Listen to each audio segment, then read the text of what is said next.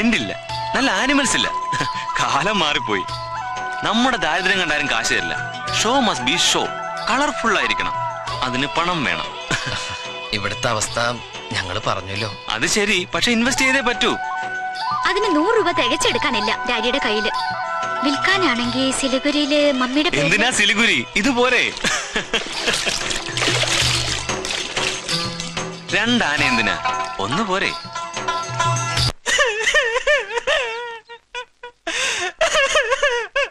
മനുഷ്യനെ നോക്കി നിൽക്കുന്നു. വായടുത്ത് മനുഷ്യ. അച്ഛാ കരയല്ലേ അച്ഛാ.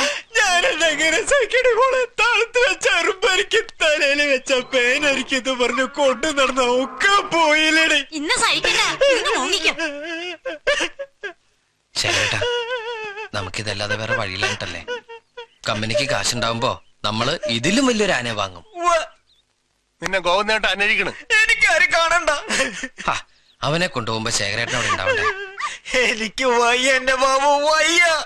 എന്താ ശേഖരേട്ടത് ഒരുമാതിരി? അവന്റെ കൈ പിടിച്ചു കൊടുക്കാൻ ശേഖരേട്ടനല്ലാതെ പിന്നെ ആർക്കാ അവകാശം? അതെ, അച്ഛന്റെ സ്ഥാനല്ലേ.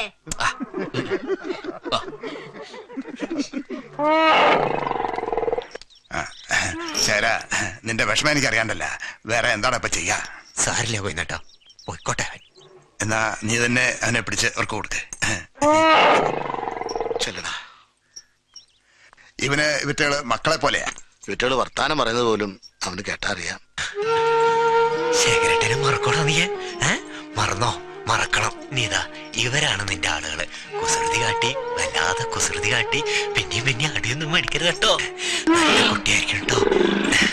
എന്റെ കുട്ടിയെ വല്ലാതെ തല്ലി നോക്കരുത്. ഞാൻ വടി കാട്ടി പേടിപ്പിക്കാറേ ഉള്ളൂ. കൈകൊണ്ട് പോലും ഒരു അടി ഇതുവരെ അടിച്ചിട്ടില്ലേ. നന്നായി നോക്കിക്കോളാം.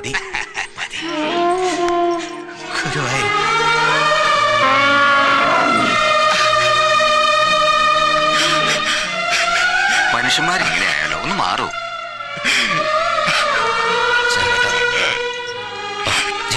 എന്താ ഇത്?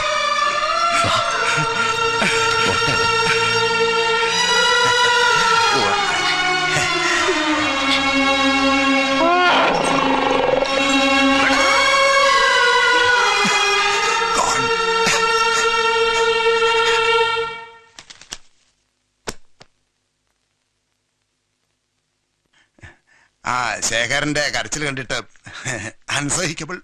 ഇനിയൊന്നിനും വിൽക്കാൻ എന്നോട് പറയരുത്. ഈ കമ്പനി പൊളിയാനുള്ള പ്രധാന കാരണം എന്താണെന്നറിയോ?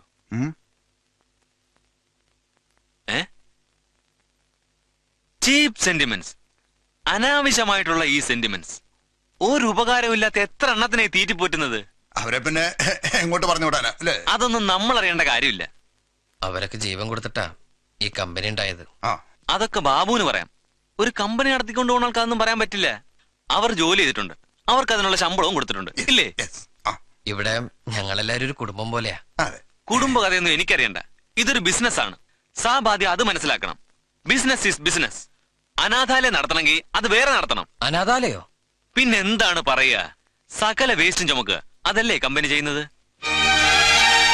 അല്ല, ഞാൻ പറഞ്ഞത് ശരിയാണ്, വളരെ ശരിയാണ്.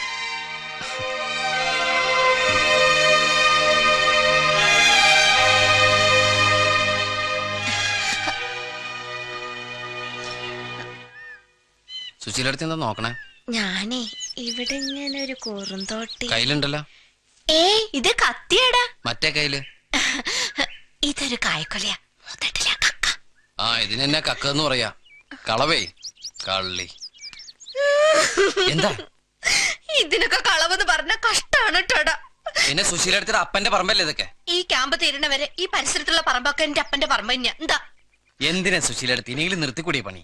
എടാ, ആ ചെക്കനുള്ളതല്ലേടാ, വല്ലതും വായി പിടിച്ചുണ്ടാക്കി കൊടുക്കണ്ടേ? ഓ, ഹോട്ടലിലല്ലേ താമസം, ഹോട്ടലിൽ നിന്ന് കഴിക്കട്ടെ. അയാൾ എന്തിനാ അനാഥാലയത്തിലെ ഭക്ഷണം കഴിക്കണേ? അനാഥാലയോ? എന്താ അനാഥാലയം അല്ലേ? അബൂക്ക, ശാന്തടുത്തി, സുശീലടുത്തി, ഞാൻ, നമുക്കൊക്കെ തന്തെന്നുള്ള എല്ലാരും ഉണ്ടല്ലോ. നിനക്കെന്താടാ ഇപ്പൊ അങ്ങനെ ഒരു ചിന്ത? എന്താടാ? ഒന്നും ഉണ്ടായിട്ടല്ല. പിന്നെ അയാൾ ഒരുമാതിരി. ശ്രുതി വിളിക്കുന്നു. ബാബു എന്താ റിഹേഴ്സൽ തുടങ്ങിയപ്പോ വലിഞ്ഞു കളഞ്ഞത്? ഹേയ്, സമയമാകുമ്പോ വന്നാ മതിയല്ലോ. നമ്മൾ വിചാരിച്ച പോലെയല്ല, ഭയങ്കര ഐഡിയാസ് ആണ് കേട്ടോ സുധിക്ക്. ഇനി എന്റെ എൻട്രിയാ, അത് കഴിഞ്ഞു ബാബുവിന്റെ. വാ ചെല്ലടാ. പൊന്നൊരുക്കുന്നിടത്ത് പൂച്ചയ്ക്ക് എന്താ കാര്യം? വെറുതെ നോക്കിയിരിക്കാലോ. ഈ മുഖമൊന്ന് ഉയർത്തു കാണട്ടെ.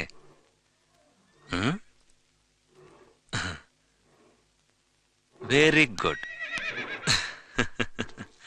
Keep the line. Oh nice. Then Kamala, the queen of the show. Kamala, ready?